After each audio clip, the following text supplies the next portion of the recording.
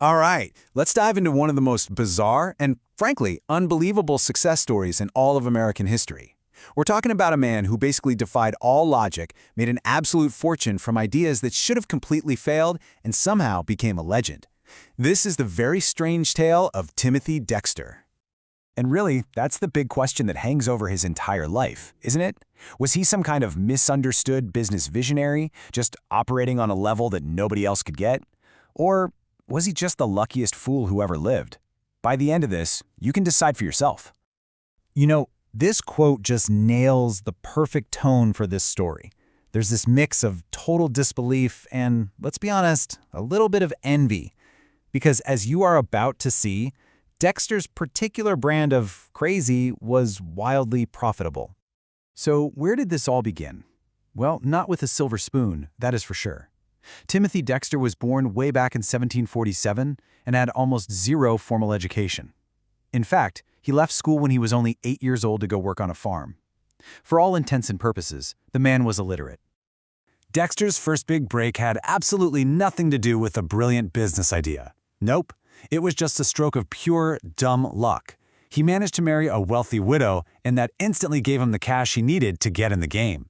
He used that money to start a leather goods business, which was probably the most normal thing he ever did. But the leather trade, it wasn't enough. Dexter had a taste for gambling, for speculation, and this is where his story takes its first, truly wild turn. He decided to invest in something that everyone else knew was complete and utter trash. He started buying up massive amounts of continental currency. This was the paper money from the Revolutionary War, and it was famously worthless. Inflation and counterfeiting had so totally destroyed its value that the phrase, "not worth a continental," became a common saying for anything useless. And here's the really wild part, the sheer scale of his bet. While other rich people were buying up tiny amounts, as a sort of patriotic gesture, Dexter went all in. It's reported he bought up something like 20% of all the continental currency available. It was a move so bold, everyone thought he was completely insane. And then, the impossible happened. His insane gamble paid off. After the war, the brand new U.S. government decided to honor the old currency.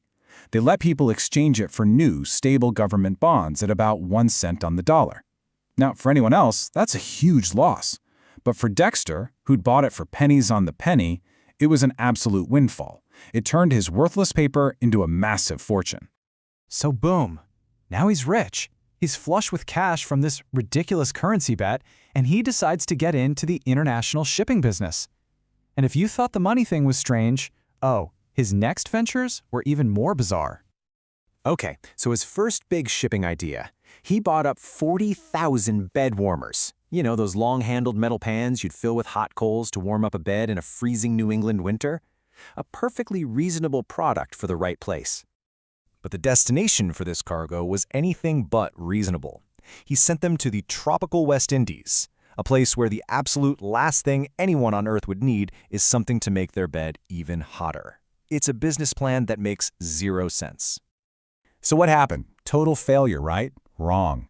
The ship's captain, who was probably completely baffled by his cargo, had a stroke of genius. He realized the bed warmers were the perfect shape and size to be used as ladles for molasses on the local sugar plantations. He sold every single one at a massive profit. You would think he'd learn a lesson from that, but no. His next idea was, if it's even possible, even dumber. He decided to ship a boatload of coal. And where did he send it? To Newcastle, England. The phrase shipping coals to Newcastle is literally the definition of a pointless, useless task. It's like selling ice to Eskimos. The entire merchant community was laughing at him. But again, unbelievable luck. His ship just happens to arrive in Newcastle at the exact moment a local coal miners' strike kicks off. The city's industry grinds to a halt, there's a sudden coal shortage, and prices go through the roof. Dexter sold his pointless cargo for yet another fortune. You can see the pattern here, right? A fundamentally terrible idea is somehow saved by a 1 in a million circumstance. The guy had a Midas touch, where everything foolish he tried somehow, against all odds, turned to gold. So, with his fortune totally secured, Dexter's eccentricity wasn't just confined to business. He decided he had important things to say to the world. So, naturally, he became an author. He self-published a book with the amazing title, A Pickle for the Knowing Ones. It was basically a collection of his thoughts, his complaints about his wife, and his unique political opinions. And how was it?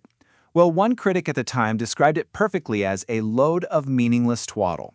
That pretty much sums it up.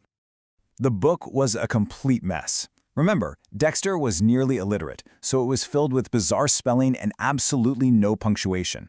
But in true Dexter fashion, it became a huge hit. It went through multiple editions.